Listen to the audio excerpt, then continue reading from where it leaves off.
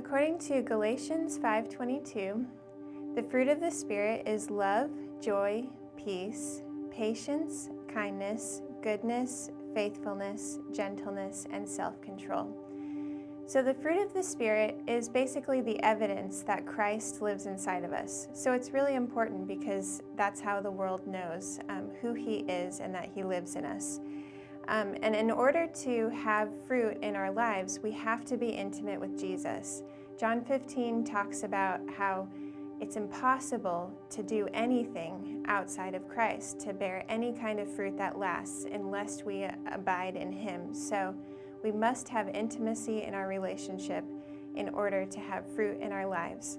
And when we are fruitful, God prunes us. It also says that in John 15.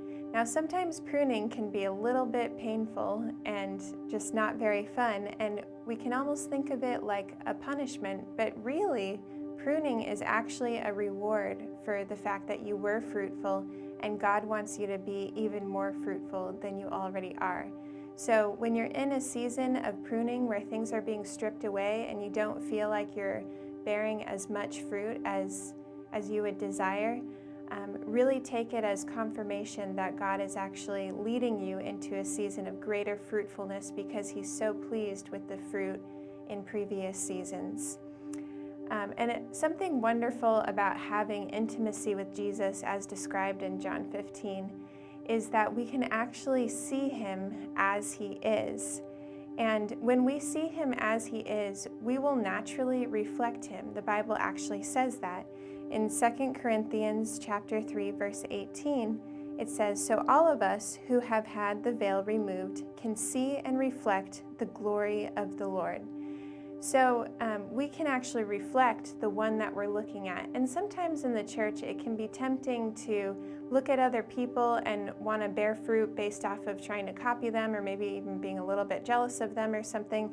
But we're always going to reflect the one that we're looking at. So even if a person has really great fruit in their life, we always want to keep our eyes fixed on Christ because that's when we're going to bear the most fruit. We don't want to just have imitation fruit. We want to have real, lasting fruit.